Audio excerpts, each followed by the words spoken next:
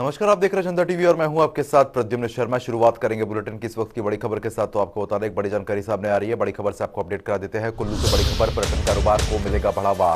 दरअसल 12वीं international conference Himalaya का आयोजन हुआ है। तो आपको बता दें कि देश विदेश से 150 प्रतिनिधि इसमें शामिल होंगे। 28 नवंबर तक होगा कॉन्फ्रेंस का आयोजन। तो इस वक्त की ये बड़ी खबर है। आपको बता दें कि 28 नवंबर तक कॉन्फ्रेंस का आयोजन होगा। पर्यटन को बढ़ावा देने को लेकर मंथन किया जाएगा। तो आपको बता दें कि 12वीं इंटरनेशनल कॉन्फ्रेंस का आयोजन होने जा रहा है। दरअसल कुल्लू में आज होगा कॉन्फ्रेंस का आयोजन। इस वक्त की ये बड़ी खबर है। देश विदेश से 150 प्रतिनिधि शामिल भी होंगे। तो बता दें कि 28 नवंबर तक होगा कॉन्फ्रेंस का आयोजन। इस वक्त की ये बड़ी खबर है। पर्यटन को बढ़ावा देने को लेकर मंथन भी किया जाएगा। इस वक्त की बड़ी जानकारी, 12वीं इंटरनेशनल कॉन्फ्रेंस का आयोजन होगा। तो आपको बता दें कि कुल्लू में आज होगा कॉन्फ्रेंस का आयोजन। इस वक्त की ये बड़ी खबर आ गई है। देश विदेश से 150 प्रतिनिधि शामिल होंगे। 28 नवंबर तक कॉन्फ्रेंस का आयोजन होगा। तो आपको बता दें कि पर्यटन को बढ़ावा देने को लेकर मंथन किया जाएगा। साथ ही साथ 12वीं इंटरनेशनल कॉन्फ्रेंस का आयोजन होने जा रहा है। तो इस वक्त की बड़ी जानकारी, कुल्लू में आज कॉन्फ्रेंस का आयोजन होगा। आपको बता दें कि देश विदेश से 150 प्रतिनिधि इसमें शामिल भी होंगे। तो बड़ी जानकारी है। 28 नवंबर तक कॉन्फ्रेंस का आयोजन होगा। पर्यटन को किस तरीके से बढ़ावा देना है, कैसे पर्यटकों को ज़्यादा बुलाया जा सके, तमाम मुद्दों को लेकर बातचीत होगी। और जगहों को किस तरीके से उनका सौंदर्यीकरण किया जा सके, तमाम मुद्दे हैं जिन पर आज बातचीत होनी है इस कॉन्फ्रेंस में। तो आपको बता दें कि देश विदेश से 150 प्रतिनिधि हैं जो इस कॉन्फ्रेंस में शामिल होंगे। 28 नवंबर तक इस कॉन्फ्रेंस का आयोजन चलेगा। तो पर्यटन को बढ़ावा देने को लेकर मंथन किया जाएगा। आपको बता दें कि 12वीं इंटरनेशनल कॉन्फ्रेंस का आयोजन होने जा रहा है। कुल्लू में ये कॉन्फ्रेंस आज होगी। काफ़ी महत्वपूर्ण ये कॉन्फ्रेंस मानी जा रही है। देश विदेश से 150 प्रतिनिधि इसमें शामिल होंगे। 28 नवंबर तक कॉन्फ्रेंस का आयोजन होगा। आपको ये भी जानकारी दे दें कि पर्यटन को बढ़ावा देने को लेकर मंथन भी किया जाएगा। तो इस वक्त की बड़ी खबर, 12वीं इंटरनेशनल कॉन्फ्रेंस का आयोजन।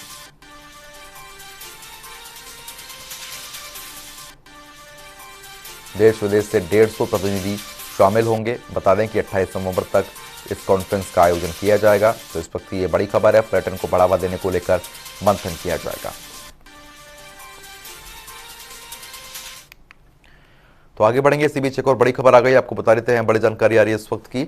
तो ये बड़ी खबर आपको बता दें कि पर्यटकों से भरी बस दुर्घटनाग्रस्त हो गई है। बस में सवार थे 40 पर्यटक। तो बस में करीब 40 पर्यटक सवार थे। 15 पर्यटकों को गंभीर चोटें आई हैं जो उसमें सवार थे। मनाली से कीरतपुर जाते वक्त ये हादसा हुआ है। पर्यटकों से भरी हुई बस दुर्घटनाग्रस्त हुई है। फिलहाल आपको बता दें कि बस में करीब 40 लोग सवार थे, जिसमें से 15 पर्यटक ऐसे हैं जिनको ज्यादा चोटें आई हैं। फिलहाल सभी को अस्पताल में भर्ती कराया गया है। सूचना मिलते ही पुलिस की टीम पहुंची है। मनाली से कीरतपुर जा रही थी ये बस और उसी दौरान हादसा हुआ। पर्यटकों से ये बस भरी हुई थी। फिलहाल हादसा किस वजह से हुआ है ये अभी तक साफ नहीं हो पाया है। बस में 40 लोग सवार थे। 15 पर्यटक ऐसे हैं जिनको गंभीर चोटें आई हैं। फिलहाल उनको अस्पताल में भर्ती करा दिया गया है। इस वक्त की ये बड़ी जानकारी है। देखिए, तस्वीरें भी सामने आ गई हैं। बस पूरी तरीके से पलट गई है। बिलासपुर का रुख कर लेते हैं। हमारे संवाददाता सुभाष हमारे साथ जुड़ चुके हैं। सुभाष, इस तरीके से ये बस पलटी है, 15 पर्यटकों को गंभीर चोटें आई हैं, क्या कुछ कारण रहे हैं? जी बिल्कुल, ये जो पर्यटकों की बस जो पलटी है बिलासपुर के साथ लगता सागरवीर होटल है, वहां पर ये देर रात को पलटी है। मतलब देर रात का मानना है कि 2 बजे के आसपास ये बस वहां पे पलटी है। चंडीगढ़ से की और ये बस जा रही थी। बताया जा रहा है कि इसमें 45 जो पर्यटक है वो सवार थे। और जैसे ही ये बस सागरवीर के पास पहुंची तो चालक ने बस के ऊपर से नियंत्रण खो दिया और ये बस सड़क पर पलट गई है। जो घायल है उन्हें क्षेत्रीय अस्पताल बिलासपुर में ले जाया गया है और वहां पर उनका उपचार चला हुआ है। बिल्कुल, लेकिन जिस तरीके से ये बस पलट गई है, काफी बड़ा हादसा यहाँ पे हो सकता था, लेकिन गनीमत रही है। फिलहाल जो 15 लोग ज्यादा गंभीर बताए जा रहे हैं, उनकी अभी स्थिति कैसी बनी हुई है? हाँ, जो घायल पर्यटक है उनकी स्थिति ठीक है, हालत है उनकी जो स्वास्थ्य में अब हालत ठीक है। मतलब ठीक है सुभाष, शुक्रिया बहुत बहुत तमाम जानकारी हमारे तक साझा करने के लिए। तो फिलहाल बस में 40 पर्यटक सवार थे। फिलहाल 15 पर्यटक ऐसे हैं जिनको गंभीर चोटें आई हैं। बिलासपुर से बड़ी खबर है, मनाली से कीरतपुर जाते वक्त यह हादसा हुआ है। फिलहाल आपको बता दें कि पर्यटकों से ये बस भरी हुई थी, जो कि दुर्घटनाग्रस्त हो गई है। बस में करीब 40 लोग सवार थे। 15 लोगों को ज्यादा चोटें आई हैं। सभी को अस्पताल में भर्ती करा दिया गया है, लेकिन सभी खतरे से बाहर हैं।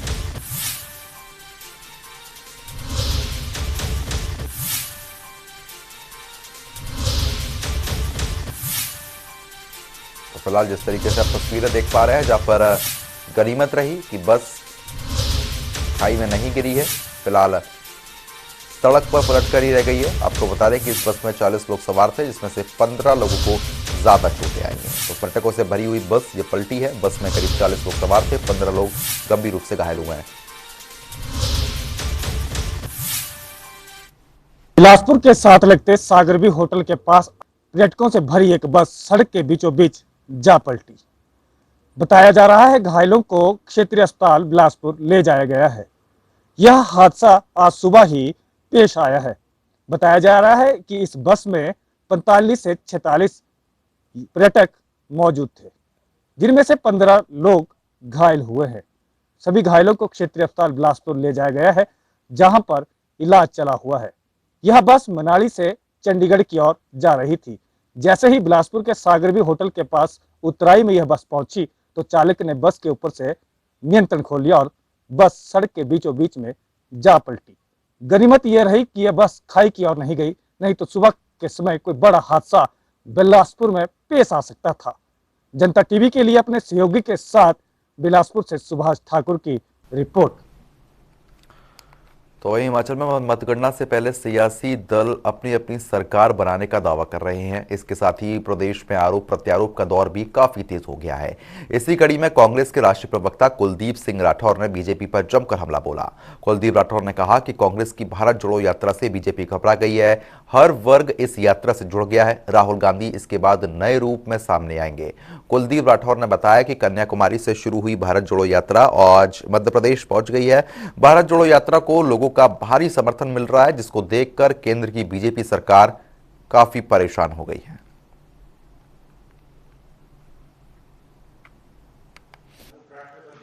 राहुल गांधी जी अपने मकसद में कामयाब हुए हैं। लगभग 2000 किलोमीटर की ये पद यात्रा पूरी हो चुकी है और अभी इस पद यात्रा को पूरा होने में और समय।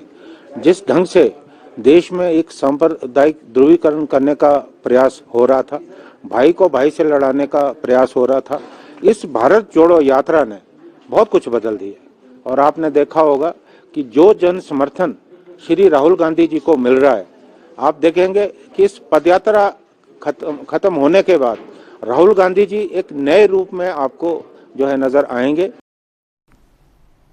तो वहीं आगामी 8 दिसंबर को विधानसभा चुनाव मतगणना को लेकर तैयारियों को अंतिम रूप दिया जा रहा है। 5 विधानसभा क्षेत्रों में अलग अलग स्थानों पर मतगणना की ये रिपोर्ट आप देखें। सिरमौर जिले के 5 विधानसभा क्षेत्रों में 5 मतगणना केंद्र बनाए गए हैं। हर मतगणना केंद्र पर 14 मतगणना काउंटिंग टेबल लगाए जाएंगे और यहां पर्याप्त मात्रा में कर्मचारी की तैनाती की जाएगी। मतगणना के मद्देनजर 5 विधानसभा क्षेत्र में करीब 370 कर्मचारियों की नियुक्ति की गई है। मतगणना केंद्र में अधिकृत काउंटिंग एजेंट, अधिकृत काउंटिंग सुपरवाइजर और काउंटिंग स्टाफ की ही एंट्री हो पाएगी। काउंटिंग के लिए जो है व्यापक सुरक्षा के प्रबंध किए गए हैं। सबसे पहले तो ये कि 100 मीटर के अंदर जो है कोई भी व्यक्ति, अनऑथराइज्ड व्यक्ति जो है उसमें अलाउड नहीं होगा। 100 मीटर काउंटिंग सेंटर के अंदर, उसके क्रॉफ्लाइट डिस्टेंस के अंदर। उसके बाहर ही हमारा एक कॉर्डन लगेगा और जो भी लोग होंगे उसको लोगों को बाहर बैठने की व्यवस्था की जाएगी, ताकि उस 100 मीटर के बाहर, और वहाँ पे माइक के माध्यम से इनको हर एक पल की जानकारी जो है काउंटिंग सेंटर से दी जाएगी। दूसरा, मैं भी कहना चाहूँगा कि सिर्फ ऑथराइज्ड जो हमारे काउंटिंग एजेंट्स हैं उनकी एंट्री और कैंडिडेट का जो इलेक्शन एजेंट होता है उन्हीं की एंट्री जो हमारी काउंटिंग हॉल्स में होगी। इसके अलावा जो ऑथराइज्ड हमारे काउंटिंग सुपरवाइजर होंगे, काउंटिंग असिस्टेंट्स होंगे और अन्य जो स्टाफ काउंटिंग में लगाए जाए उसी को ही हम अंदर अलाउ करेंगे।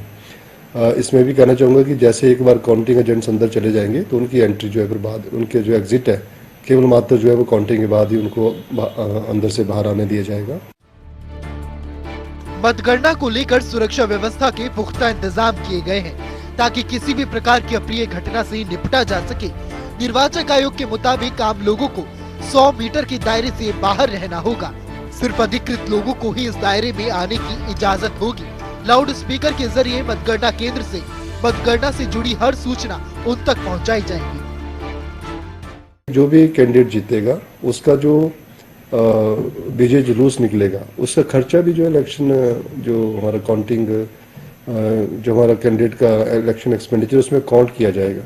तो इसलिए सभी जो हमारा आरओज हैं वो अभी हमारे पॉलिटिकल पार्टी के साथ मीटिंग्स करेंगे और उनको सारी हिदायतें इस तरीके की दी जाएंगी ताकि वो सारी जो ECA की इंस्ट्रक्शन है उसको मद्देनजर रखते हुए जो है अपना सभी प्रकार की तैयारियां करें।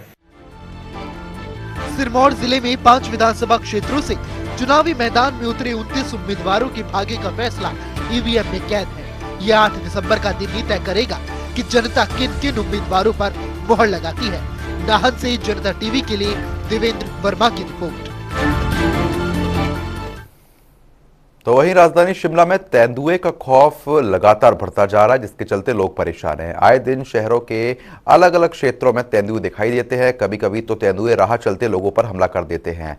अब शिमला के जाखू में तेंदुए ने एक युवक पर हमला कर उसे लहूलुहान कर दिया। युवक पर तेंदुए ने यह हमला जाखू के 5 बेंच के पास किया था। युवक को IGMC में भर्ती करवा दिया गया है। फिलहाल युवक के हाथ पर गहरे जख्म हैं।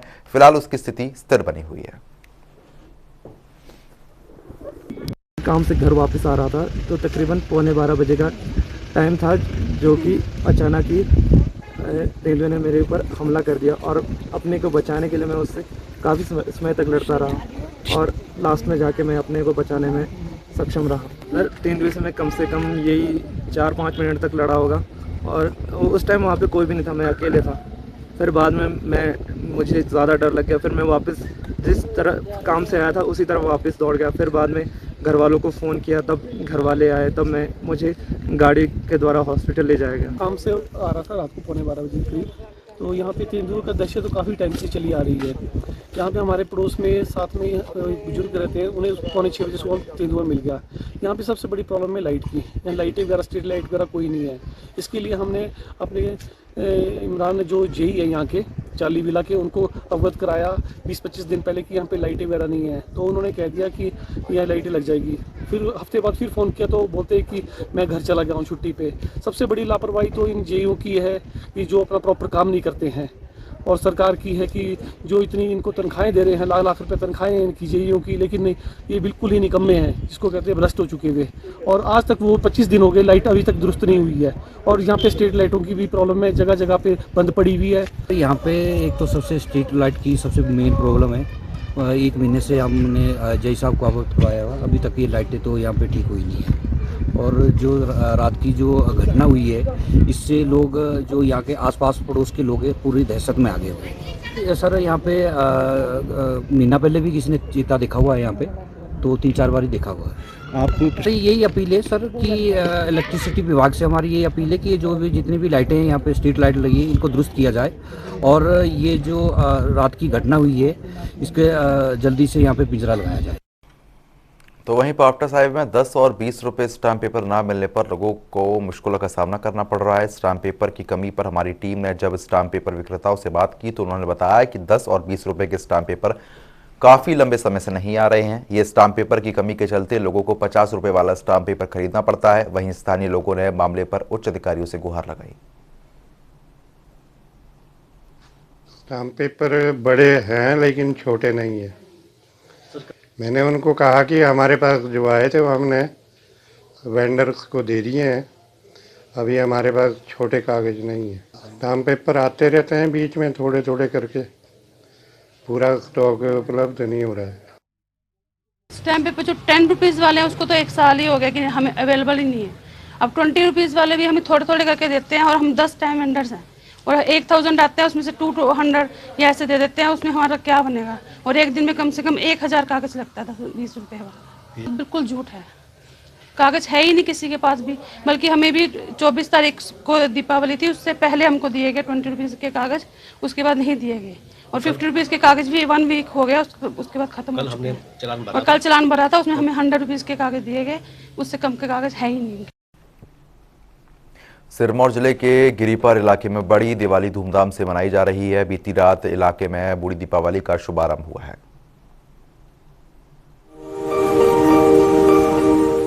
हिमाचल प्रदेश के सिरमौर, कुल्लू, मंडी और शिमला के ऊपरी क्षेत्रों में दीपावली के 1 महीने बाद बूढ़ी दीपावली मनाई जाती है। इन इलाकों में आज भी सदियों पुरानी अनूठी परंपरा का निर्वहन हो रहा है। गिरिपार के कई इलाकों में बूढ़ी दीपावली पर्व से 2 से 3 दिन तक मनाई जाती है। बूढ़ी दिवाली पर सुबह करीब 4 बजे सभी गाँव में मशाल यात्रा निकाली गयी, जिसमें बड़ी संख्या में लोगों ने भी हिस्सा लिया। गांव के मंदिर परिसरों से शुरू होने वाली ये मशाल यात्रा पूरे गांव की परिक्रमा कर वापस मंदिर परिसर में लौटी। बूढ़ी दिवाली के दिन हम यहाँ पे एकत्रित हुए हैं, क्योंकि कल से ही हमारा बूढ़ी दिवाली का पारंपरिक पर्व जो कि बड़े धूमधाम से शुरू हो चुका है और पूरे गिरिपार क्षेत्र में सभी हाटी भाई इस त्योहार को बड़े जोर शोर से मनाएंगे। और आज सुबह गांव के 100 से अधिक लोगों ने ये हलड़ा जो सुबह सुबह मशाल यात्रा होती है वो निकाली है और पूरे गांव के युवाओं ने इसमें जोर शोर से भाग लिया है। 1 सप्ताह तक गिरिपार क्षेत्र में मनाई जाने वाली बूढ़ी दीपावली का उत्सव अपने आप में बेहद खास और अनूठा है। अनूठा इसीलिए क्योंकि बच्चे से लेकर बूढ़े तक, महिलाओं से लेकर पुरुषों तक सभी आस्था के इस महापर्व में खूब नाचते और झूमते नजर आते हैं। सतयुग से चली आ रही इस पौराणिक परंपरा को क्षेत्र के लोग सदियों बाद भी संजोए हुए हैं। हमारे यहाँ बड़े बड़े व्यंजन बनाए जाते हैं, मूड़ा, शाकुड़ी, अखड़ो, और बहुत धूमधाम से हमारे यहाँ मनाया जाता है। होलडात का जो पर्व है ये देवी देवताओं को उससे मनाया जाता है। इससे जो हमारे पहाड़ों में देवियों का वास है उसके लिए अमावस के दिन शाम को व्यंजन बनाए जाते हैं, उनके लिए पूजा जाता है और सुबह ये मशाल निकाली जाती है, तो ये उसी को देवी देवताओं को खुश करने के लिए। बूढ़ी दीपावली के दौरान रासा नृत्य लोगों के मनोरंजन और आकर्षण का मुख्य केंद्र रहता है। इस आयोजन के दौरान यहाँ पहाड़ी संस्कृति की एक अनूठी झलक देखने को जरूर मिलती है। ब्यूरो रिपोर्ट, जनता टीवी। तो वहीं सराज में बूढ़ी दिवाली की खुशियां उस वक्त ज्यादा हो गई जब चिड़ाऊ पंचायत के बुराहड़ गांव में भीषण आग लग गई। आपको बता दें कि चंद मिनटों में पूरा घर जलकर राख हो गया। 3 गौशाला समेत कई चीजें जलकर इसमें राख हो गई हैं। फिलहाल लाखों की संपत्ति जलकर स्वाहा हो गई। वहीं मौके पर पहुंचे हल्का पटवारी भगत राम ने फौरी राहत दी।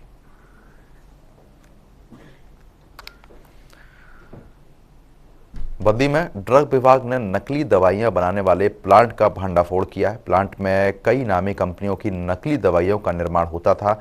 आपको बता दें कि ये plant pharma machinery change parts के नाम पर चलाया जाता था। मामले में ड्रग विभाग ने 3 आरोपियों को गिरफ्तार किया है, जिन्हें कोर्ट में पेश करने के बाद वहां से उन्हें 4 दिन की पुलिस रिमांड पर भेज दिया है। ड्रग कंट्रोलर नवनीत मरवाहा ने बताया, पिछले कई दिनों से DIC प्लांट में नकली दवाई बनाने का काम चल रहा था।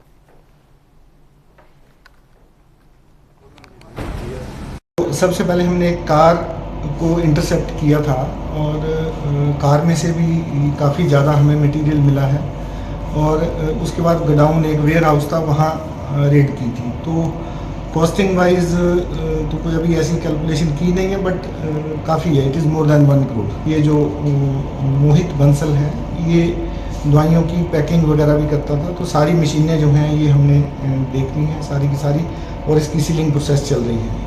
यहाँ हमें कुछ स्टॉक भी मिला है, स्क्रैप भी मिला है और पैकिंग मटेरियल भी मिला है।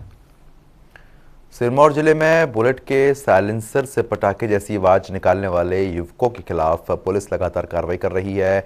शोर मचाती बुलेट पर पुलिस लगातार नजर बनाई हुई है। ऐसे में अब पावटा साहिब उपमंडल में पुलिस ने 39 बुलेट राजाओं को पकड़ लिया है, जो फटफट की आवाज निकालकर ध्वनि प्रदूषण फैला रहे थे। जिले के खासकर नाहन और पावटा साहिब में बुलेट मोटरसाइकिल के साइलेंसर को मॉडिफाई करवाकर उसमें साधारण साइलेंसर की जगह तेज ध्वनि उत्पन्न कराने वाले साइलेंसर फिट किए गए थे। इसी वजह से ध्वनि प्रदूषण बढ़ रहा है।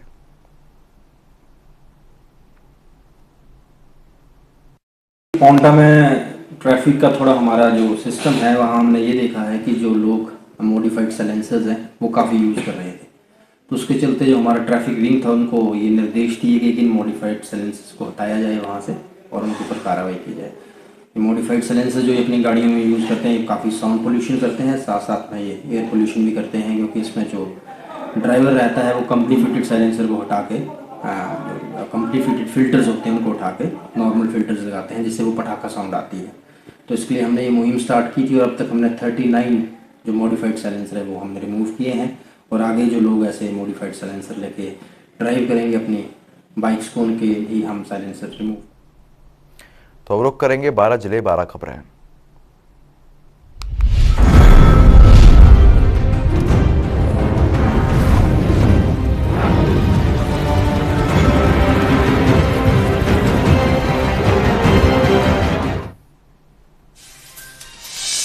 श्रद्धा को जिस मौत की घाट उतारा गया है वो एक जघन्य अपराध है, इसलिए अब हर ओर से फांसी की मांग उठ रही है। चाहे बीजेपी हो या आरएसएस या फिर वीएचपी, बजरंग दल आफ्ताब के लिए सभी फांसी की मांग कर रहे हैं। इसी के चलते छोटी काशी यानी मंडी में भी रोष रैली निकाली गई है।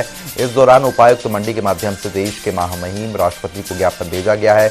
ज्ञापन में लोगों ने मांग उठाई है कि श्रद्धा की निर्मम हत्या करने वाले आफ्ताब को जल्द से जल्द फांसी की सजा सुनाई जाएगी। श्रद्धा हत्याकांड हुआ अभी, एक लड़की के लव जिहाद में 35 टुकड़े कर दिए गए। बहुत शर्मनाक बात है। आज यहाँ जिला मंडी में बहुत से संगठन इकट्ठे हुए हैं और विश्व हिंदू परिषद जिला मंडी का अध्यक्ष होने के नाते ये गर्व का विषय है कि सारे संगठन एक इंडिपेंडेंट बैनर के तरह इकट्ठे होकर ये जो लव जिहाद नाम की चीज़ हमारे देश में दिन प्रतिदिन बढ़ती जा रही है उसके खिलाफ इकट्ठे हो रहे हैं। जो 35 टुकड़े कर दिए गए वो एक सिर्फ श्रद्धा के नहीं थे, वो हमारे मान सम्मान के थे। सोलन में लोगों को बेहतर सुविधा देने के लिए हिमाचल रोडवेज लगातार काम कर रही है। HTSC सोलन में डिपो में 114 बसें अपनी सेवाएं दे रही हैं। साथ ही 350 कर्मचारी बसों के लिए तैनात कर दिए गए हैं। डिपो के क्षेत्रीय प्रबंधक शुगल सिंह ने बताया कि आज डिपो में 114 बसें हैं, जिसमें से 8 बसें अभी नई सरकार द्वारा मिली है, जिसमें से 2 बसें और शिमला से बाहरी राज्यों तक जाती हैं। इसी सोलन में 114 व्हीकल्स की फ्लीट है, जिसमें 8 गाड़ी हमारी जो नई आई है, उसमें 2 AC हैं और 6 गाड़ी जो है ऑर्डिनरी। जितनी 8 गाड़ी जो भी इसमें ऐड की है वो शिमला से दिल्ली और शिमला से चंडीगढ़ ही अपनी पे चल रही है। लगभग मेरे पास 350 तकरीबन एम्प्लॉई है, जिसमें ऑफिस, वर्कशॉप और रनिंग स्टाफ। जिला कुल्लू के मुख्यालय ढालपुर के अटल सदन में शिक्षा एवं प्रशिक्षण स्थान की ओर से शिक्षा अभियान के तहत राज्य स्तरीय कला उत्सव की शुरुआत हुई है। इस उत्सव का शुभारंभ ADM ने किया है। इस उत्सव में हिमाचल के विभिन्न जिलों से आए 190 छात्र छात्राएं भाग ले रही हैं। 2 दिनों तक चलने वाले राज्य स्तरीय कला उत्सव में युवाओं के द्वारा 10 विधाओं में अपनी प्रतिभा का प्रदर्शन किया जाएगा, जिसमें एकल गायन, एकल वादन, एकल नृत्य, चित्रकला सहित अन्य प्रतियोगिता शामिल हैं। यह राज्य स्तरीय कार्यक्रम है और 2 दिन तक चलेगा, 24 और 25 नवंबर को। इसमें 190 प्रतिभागी, जिनमें 103 छात्राएं हैं और 87 इसमें छात्र हैं। इसमें ये भारत सरकार का एक बहुत बढ़िया कार्यक्रम है। शिक्षा मंत्रालय भारत सरकार इसको प्रायोजित करता है। यह कार्यक्रम ब्लॉक स्तर से लेकर राष्ट्रीय स्तर तक होता है। ये राज्य स्तरीय यहाँ पर है और उसके बाद जो बच्चे यहाँ से प्रथम आएंगे वो राष्ट्रीय जो कार्यक्रम होगा हमारा भुवनेश्वर में, उसमें जाएंगे। वहीं कालका शिमला ट्रक ऑपरेटर यूनियन लंबे समय से अपने ट्रकों को खड़ा करने की मांग कर रही है, लेकिन अभी तक उनकी इस मांग को पूरा नहीं किया गया है। सोलन शहर में कालका शिमला ट्रक यूनियन के प्रधान ब्रजमोहन चौहान ने कहा कि आज तक ट्रकों को खड़ा करने के लिए सोलन शहर में ट्रांसपोर्ट नगर नहीं बनाया गया है, जिसकी वजह से परेशानी का सामना करना पड़ता है। हमारी गाड़ियों के लिए आज तक भी ट्रांसपोर्ट नगर की पहले एक परियोजना चली थी, उसमें भी अभी तक जो है वो किसी प्रकार की कार्रवाई नहीं हुई। उसके बारे में कई बार बात हो चुकी है। जो पूर्व के हमारे मंत्री जी व MLA साहब, शांडिल साहब, उनसे भी बातचीत हुई। उस विषय में उन्होंने कोई कार्रवाई नहीं करी। और पहले पूर्व मुख्यमंत्री राधा वीरभद्र सिंह से इस विषय में कई बार चर्चा हुई। सिर्फ प्लानिंग ही प्लानिंग हो रही है। अभी तक कोई ना हमारे पास पार्किंग है, ना ही हमारे पास कोई व्यवस्था है, जबकि 4 लाइन में हमारी चोरियां हो रही है और चालान हो रहा है, जिस विषय में सरकार ने कोई भी अभी तक कोई गतिविधि नहीं करी। कांगड़ा एयरपोर्ट के विस्तार की प्रस्तावित परियोजना पर लगातार विचार किया जा रहा है। परियोजना के कार्य को लेकर केंद्रीय जल और विद्युत अनुसंधानशाला की विशेष सेवाएं ली जाएंगी, जिसको लेकर वैज्ञानिकों का एक दल कांगड़ा के 3 दिवसीय दौरे पर है, जो एयरपोर्ट रनवे ब्रिज के निर्माण और उससे जुड़ी हर पहलू पर बारीकी से अध्ययन करेगा, जिसके बाद वे अपनी रिपोर्ट सौंपेंगे। उपायुक्त निपुण जिंदल ने बताया कि वैज्ञानिकों के इस दल सहित सभी संबंधित एजेंसियों के साथ बैठक हो चुकी है और साथ ही दिशा निर्देश भी दे चुके हैं। कांगड़ा एयरपोर्ट का जो विस्तारीकरण है उसको पहले चरण में जो हमारा रनवे की जो लेंथ है इस समय 1376 है, उसको 1900 मीटर तक ले जाने का जो प्रयास है वो पहले चरण के अंदर किया जा रहा है। तो इसमें सबसे बड़ा जो इम्पेडिमेंट है वो मांझी खड्ड जो इमीडिएटली लाई करती है एयरपोर्ट के साथ ही, उसके ऊपर रनवे को कंस्ट्रक्ट करना एक मेजर चैलेंज है। तो इसकी एक फिजिबिलिटी स्टडी कराने के लिए जो स्टेट गवर्नमेंट ने CWPRS पुणे को एंगेज किया है और उनके जो वैज्ञानिक है वो पिछले कल यहाँ पर आ चुके हैं और उनके साथ और सभी स्टेक होल्डर्स के साथ पिछले कल एक बैठक की गई है, जिसमें उनके जो टर्म्स ऑफ रेफरेंस है उनको निर्धारित किया गया है। डब्बावटा साहिब में शुष्क ठंड इन दिनों बच्चों की सेहत पर प्रभाव डाल रही है। बच्चों में बुखार, इन्फेक्शन और जुकाम की शिकायत देखने को मिल रही है। परिजन अपने बच्चों को अस्पताल लेकर पहुंच रहे हैं, जिसके कारण अस्पताल में OPD 100 से 125 तक पहुंच रही है। सिविल अस्पताल के डॉक्टर अमिताभ जैन ने बताया कि इन दिनों मौसम परिवर्तन से बच्चे बीमार पड़ रहे हैं। खांसी, जुकाम और वायरल बुखार के अधिकतर मरीज आ रहे हैं। बदलते मौसम में बच्चों की ठीक से देखभाल करना बेहद ज्यादा जरूरी है। मौसम चेंज में जैसे आजकल हमारे पास OPD में जो है खांसी, जुकाम, गला खराब है, गले उसके बाद छाती जाम हो जाती है बच्चों को। तो मेन तो यही है कि ठंड से बचा के रखें, क्योंकि सूखी हवा चल रही है। बच्चों को अपना गर्म कपड़ा पहनाएं और खाने पीने का ध्यान रखें, कोई भी ठंडी चीजें ना दें। तो अगर इस तरह से बचाव रखेंगे तो उनको बचाया जा सकता है। हिमाचल विश्वविद्यालय के द्वारा प्रथम वर्ष के घोषित किए गए परिणामों को NSUI ने धोखा बताया है। हमीरपुर में NSUI के प्रदेश महासचिव टोनी ठाकुर ने प्रेस वार्ता करके विश्वविद्यालय प्रशासन पर आरोप लगाए। टोनी ठाकुर ने बताया कि इस बार पेपर बाहर की कंपनी को ठेका देकर चेक करवाए गए हैं, जिस कारण से उन्होंने बिना किसी जिम्मेदारी के जल्दबाजी में पेपर चेक किए हैं। साथ ही कई छात्रों के इंटरनल असाइनमेंट भी फेल कर दिए। प्रदेश भर में केवल 15-16% बच्चे ही HPU के अंदर पास हुए हैं। देखिए, ये सरासर HPU की गलती है। सबसे पहले उन्होंने एग्जाम लेट लिए और जब एग्जाम लिए तो उसको जो चेक करने की उन्होंने ड्यूटी लगाई वो बाहर पर कंपनी को ठेकेदारी के रूप में दे दी और हजारों छात्रों का जो भविष्य था वो अंधकार की तरफ धकेल दिया है।